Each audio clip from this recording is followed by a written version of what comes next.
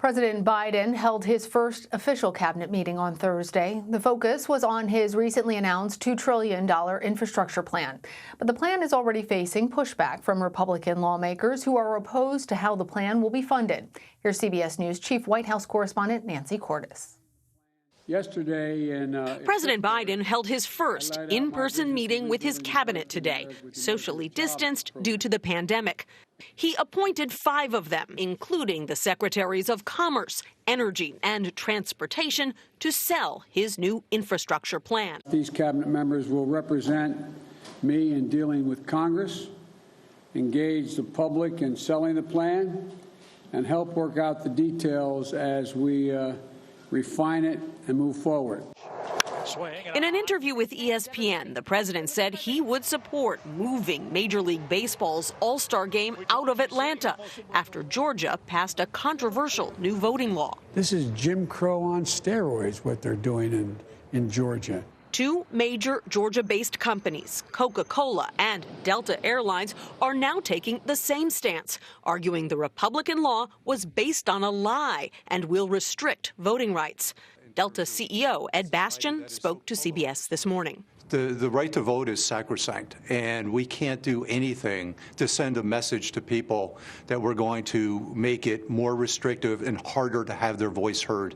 Georgia Governor Brian Kemp accused those companies of caving to public pressure. I think the people are standing up and realizing the games that are being played here, and they're going to be fighting back with us. And Nancy joins me now from the White House. Good to see you. So how does President Biden hope to sell his infrastructure plan to the American people, Nancy? Well, the good news for him is that it typically isn't that hard to sell fixing roads and bridges to the American people. Polls show that that is broadly popular, even if it means raising corporate taxes to pay for it. The problem is really going to be selling it to Republican lawmakers. And what we're hearing almost universally from Republican leaders is that they don't want any part of it. They think that the plan is too big. The Republican leader in the Senate, Mitch McConnell, said he thinks it's 4 times too big. And of course, they don't support anything that is going to involve raising taxes, either corporate taxes or individual income taxes. And so they're a no right now. And it's hard to see what the White House could do to get them on board. So the second best thing, as far as White House officials are concerned, is to try to make this bill so popular with the American public that there's less of a backlash if they do end up passing the bill entirely with Democratic support. Now, that would be a heavier lift. They'd have to use this budget process known as reconciliation. They would not be able to afford to lose the support of a single Democrat in the Senate. But if that's the road they need to go down, they're willing to try to do it. But it just might take a while first to craft the legislation and then to try to work through the reconciliation process, which is why the president said today he's hoping to pass it by midsummer. Nancy, you're such an expert in this. Forgive me for getting into the weeds just a little bit with you. If they wanted to go the route of reconciliation, would they be able to do that in this year of Congress, or would it need to wait? And obviously, part of the importance of this question is that greater question about getting bipartisan support. Does that look like that is at all possible? And how is the White House trying to court Republicans?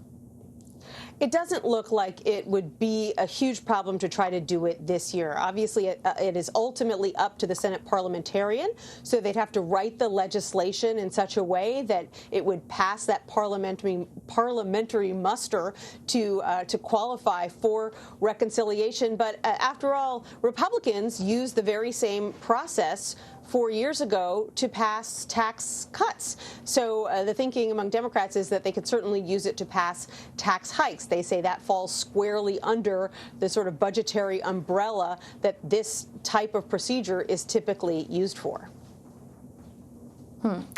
Let's shift gears a little bit and talk about the Johnson & Johnson vaccine. Millions of doses had to be discarded due to a problem at a manufacturing plant. What's the White House saying about this, especially since they've been so involved in talking about the vaccines? And is the Biden administration doing something specifically to try and increase the number of people who are getting vaccines, particularly as we're starting to bump up against that vaccine hesitancy?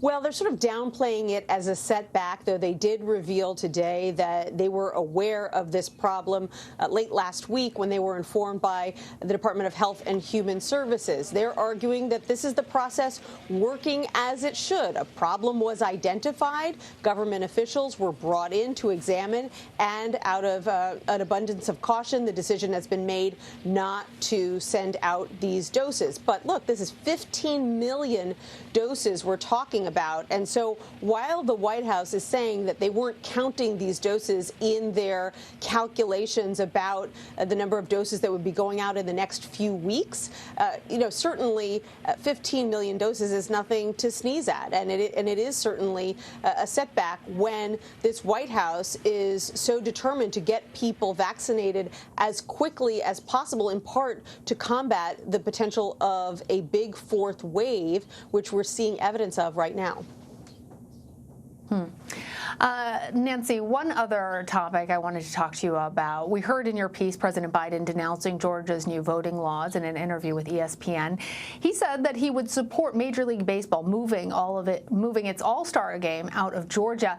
Is it surprising that the president actually got into this level of discussion?